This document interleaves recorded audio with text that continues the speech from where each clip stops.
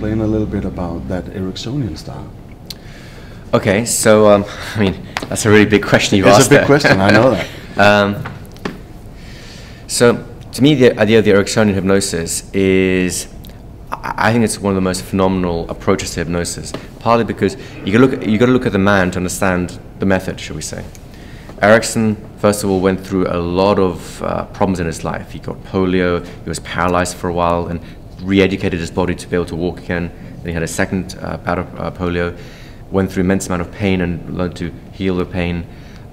So he went through many life difficulties, yet he was one of the happiest people alive. It was an incredible thing. And I think one of the reasons for it is he developed very early on a very healthy and powerful respect for the unconscious mind, what it's capable of, what it can do, and just the raw power that it had. So one of the things that I think Ericksonian hypnosis really does, and it brings into the field of hypnosis in general, and I think it's really done a good thing for other hypnotists too, is it really emphasizes the respect for people, for their unconscious mind, for their abilities, and I think it's a really wonderful thing. The other thing that he does, and it's coupled with this idea of respecting the unconscious and having this absolute faith in the power that the unconscious mind has, is that when you really honestly understand these two ideas, which is the power of the unconscious and the faith in the power of that unconscious and the respect that you have for that, well then things like resistance, things like failing with any kind of induction, hypnotic phenomenon, therapy and so on, really they become impossible, right? Because, I mean, just to give you one idea, if you consider that all your potential, everything that you are capable of, but don't know about and haven't experienced yet, far outweighs, I mean, it's huge compared to everything that you can do now and know about, and even outweighs the things that you can do now but don't know about. So in other words, your raw potential, untapped, is larger than anything you've ever achieved in your life. How on earth can you be stuck in a problem? Right? True. How on earth can you be stuck with not being able to an arm levitation or not hallucinate something? It is not possible. The only way it becomes possible is if you tap some of that potential, as a kind of suggestion, if you like, to block yourself from experiencing that. And I think that's a tremendous and revolutionary way of looking at people, because now there is no resistance anymore. Erickson didn't talk about resistance, he just said, just look, do it another way. That's the utilization principle. And I find that very refreshing, very charming, actually very empowering, especially as a hypnotist. I don't even care, just relax, go deeper. Is that not the most wonderful description of depotentiating rigid conscious mindsets? How much did you actually redefine the Ericksonian style? Because you know that guy, he's been around for quite some time. Yes, he has. And maybe be one of the only modalities within hypnosis that you can take directly from 56 all the way up to 2012 and still do. Well, it's a tricky question. I mean, first of all, like you mentioned, Erickson himself evolved a great deal. He started in the 1920s. Yeah. He was a very direct hypnotist. He actually was doing research with Clark Hull, who was one of the first major investigators into hypnosis. He brought hypnosis out of the dark ages of mysticism and actually made it a viable, acceptable field of study in academia, which is a great achievement.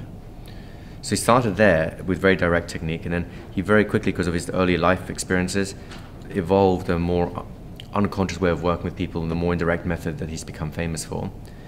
But you can see throughout the period of, when you read his inductions or when you actually see them, which is even better, you can see the transformation slowly happening. You see the seeds at the beginning, and you see them in full bloom at the end, right? Yeah.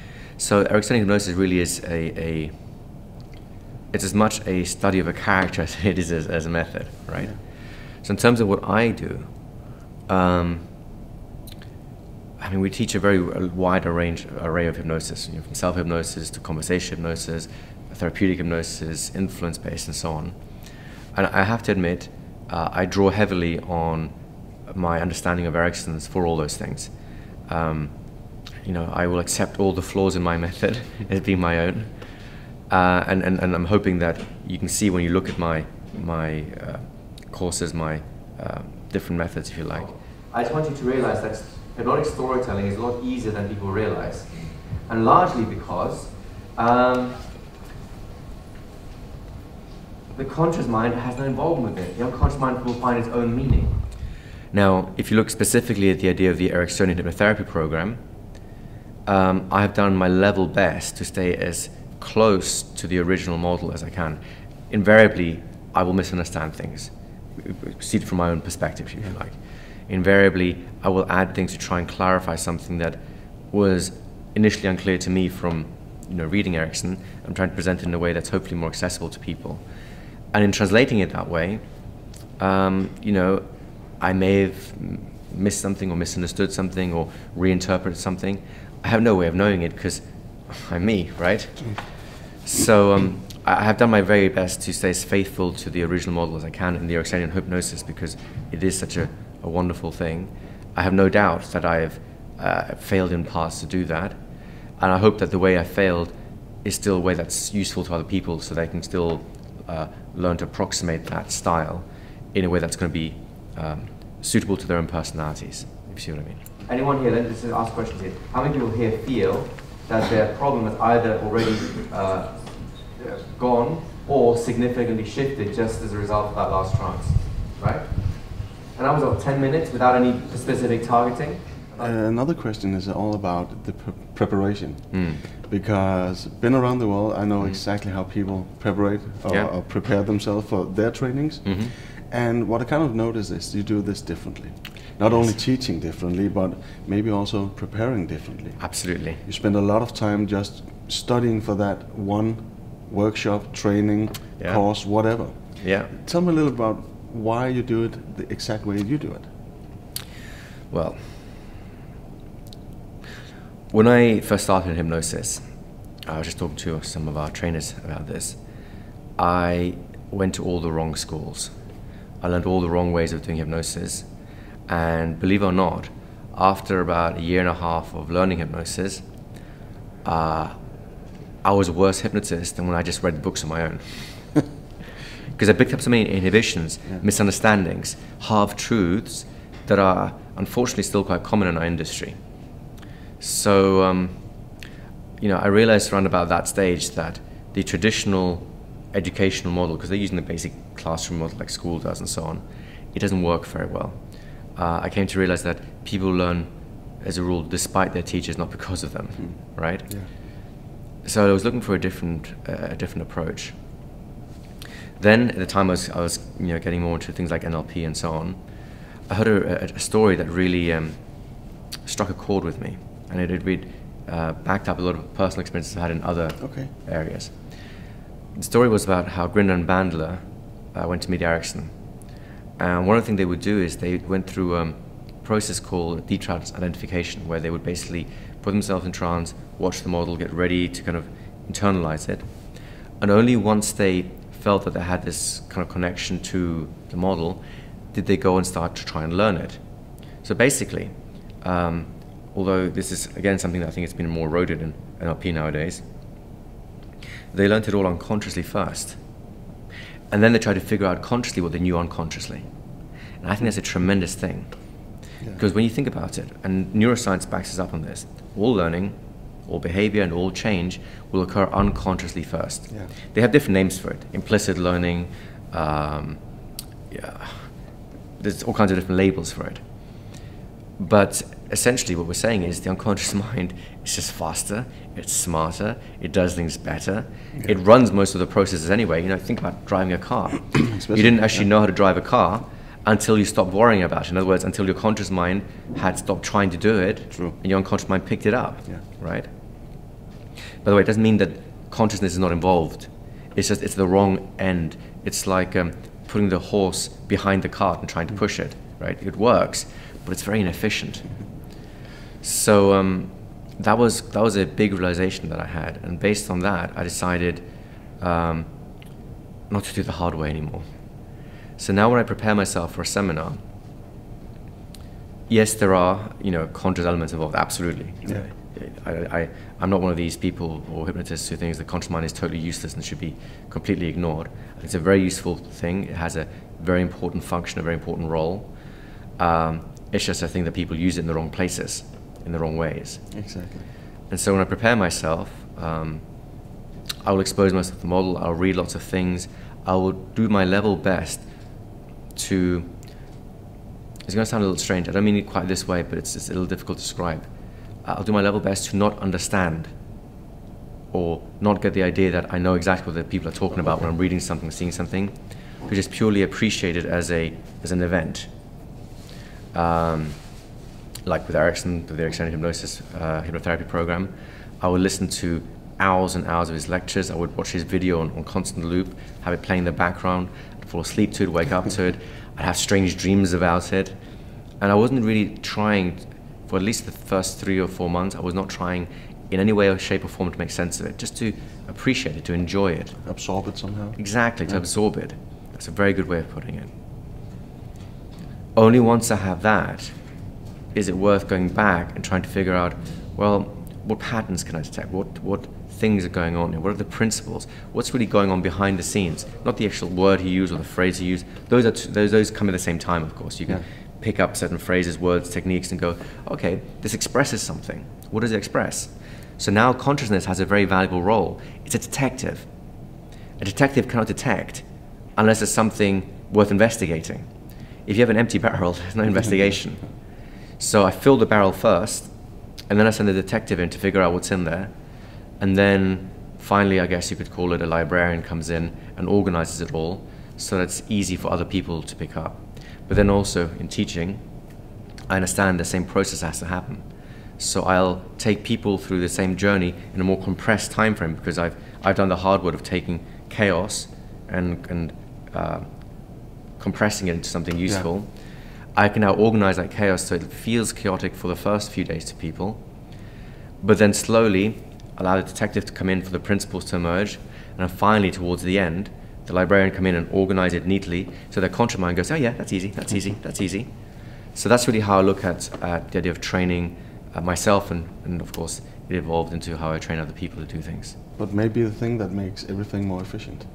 Oh, absolutely. It's got to be, because it makes life so much easier for you when you don't have to try, you have to worry and go, I don't understand it, and go, I don't know what's going on.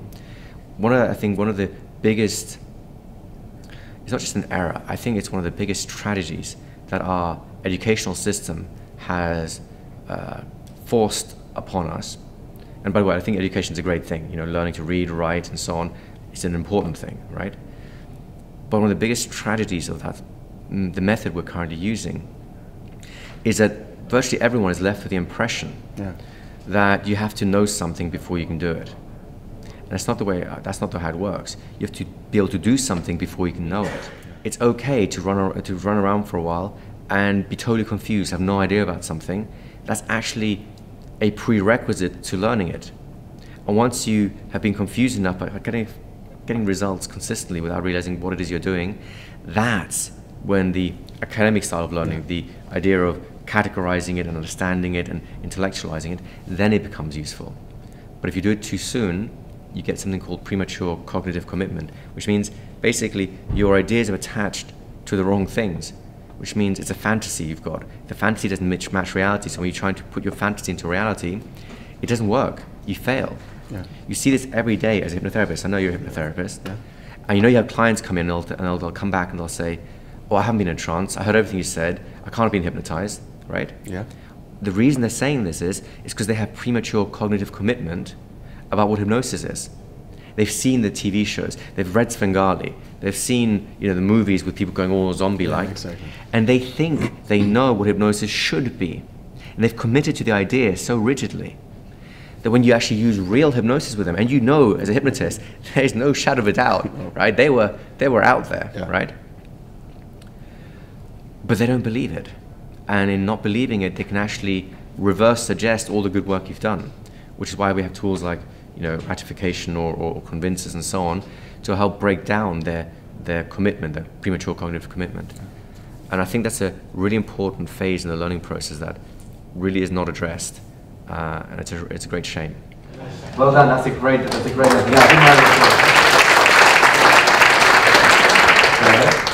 Where do you think hypnosis is going to go in the future? Wow. Yeah, that's a big question. I know that. Yeah, I wish I knew that, right? Oh, maybe I can give you a little bit more details. What kind of tendencies do you think is going on right now? Because it's like I see two diverging paths. Yeah.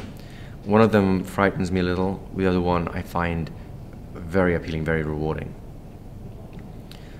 The path that worries me is the one which goes into the path of excessive control. There's many countries, Austria, Sweden, and so on, where only medical doctors are allowed to use hypnosis. Yeah. And I understand the idea behind the rationale, but the problem is it doesn't match reality. You see, doctors are pretty busy people. They spend long enough learning how to treat physical ailments and so on. There's very few of them willing to invest extra time to master the psychological discipline like hypnosis. So as a result, you look at places like Austria and actually Germany to a certain extent, Sweden for sure, the level of hypnosis there is very primitive, very poor. Yeah.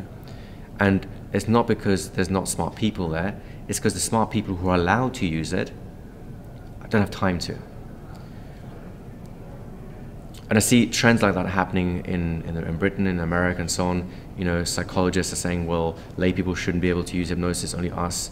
And the problem is, if that happens, then your pool of talent, researching it and really building, making strides going forwards, I think will diminish. And in time, all the advances we've made will disappear. It's what happened, say a couple of centuries ago. You had great investigators in hypnosis, Charcot, actually even Franz Anton Mesmer, who started the whole thing. They were great investigators. They made some great strides forwards, but because it was based on that person, when they died, when they passed on, they left some scratchy records, and then the next generation had to start from zero again, and to have to puzzle out what is it they're talking about, what is it that they did. And I think it's a very dangerous thing. I think hypnosis could go back to a Stone Age if that happens. It could be literally legislated back to the Stone Age. The other path that I see, the one that would really excite me, is the one where there is a lot of new stuff coming out. There's some fresh faces, some really smart people, some passionate people getting into the field of hypnosis, and thankfully they're all iconoclasts. They take the old and say, I won't believe it. I'm going to try a new way of doing it. And they'll take the elements that suit them from the old, they'll try new things with it, and in doing so they discover whole new approaches, new methods, new ideas, new ways of presenting things. And importantly, they're so enthusiastic and passionate about it, they go on and teach other people. So then the cycle actually evolves, because instead of having one person knowing it, you have 100 people knowing the same thing. And so 100 people are going in 100 different directions, and that's when knowledge really grows. That's what I think that's what the real academic tradition is supposed to be about, not someone in an ivory tower reading a book. It's people sharing knowledge, growing from each other. You do something that I can't do. I look at it and go, what the hell are you doing? I really like that. And then you show me and I go, that's genius. I've got something very similar. This is how I do it. And now you just help me to solve a problem I don't know how to do. Yeah. And maybe I can help you solve a problem you don't know how to do. We've both grown. But because we're both very different, you'll grow in that direction, I'll grow in this direction, and the whole field is better because of it. Exactly. That I see I could see being a phenomenal world. Amazing. Yeah. You notice that when a conscious mind goes on holiday for a bit, that little a little phrase or a word every now and again will just pop in from the general story, maybe not related to the story in general, it's just it pops out and you go, yeah. Do you have that sort of experience, everyone? It's because the unconscious mind can select those portions that have importance to it. But you have to see the idea. What do you think inspired you the most to become the hypnotist you are right now? There are two things that really stand out very clearly in my mind. The first thing is just my version of premature cognitive commitment was being a little boy, watching a TV show where a stage hypnotist was doing what is some pretty simple routines nowadays, where they put the glasses on and the whole audience is naked and things like that. It was hysterical, but at the same time, I was just blown away. I thought, if these people can do that in seconds, what else are they capable of, right? I mean, to a 5-year-old boy, seeing people naked is kind of a little funny, but it doesn't really matter. No. But I had visions, dreams of what could people do if they really could access all this. So that little fire in my mind. And of course, as you grow older, you forget your dreams. As a child, your dreams very often, and I did. And it wasn't until I went back to hypnosis just as a curiosity, just something, as a hobby really, to get me out of my legal thinking. I was getting too stuck in one tiny world that was getting claustrophobic. That's when I started coming across Milton Erickson, and he really was a huge inspiration. I mean, he was the kind of iconoclast he talked about. He broke every rule. There's some great stories of him when he was doing his research with Clark Hull at the time. Clark Hull was, of course, the director of the whole project. He was one of the students helping out. And Clark Hull would write a paper saying, you can't achieve this with hypnosis. And Erickson would come in the next day and say, look, I just achieved it with hypnosis. So he didn't like that very much. But stories like that really inspired me, because they fed right into my old childhood fantasies of what is just the raw potential of it. But it gave me an example of someone who could actually do it. And that's what I really wanted to be. That's what I wanted to be like. That's what's ignited everything. That's where the fire started. All right. I'm pretty sure that people watching this feel maybe inspired, maybe just want to know some more. Okay. And how can they look you up on the internet? Well, that's pretty easy though. I was going to say, the simplest version is if they can type my name, Igor Ledochowski, and hypnosis, I'll come up. You'll come up, definitely. That is for sure. Yeah. Our website is currently streethypnosis.com.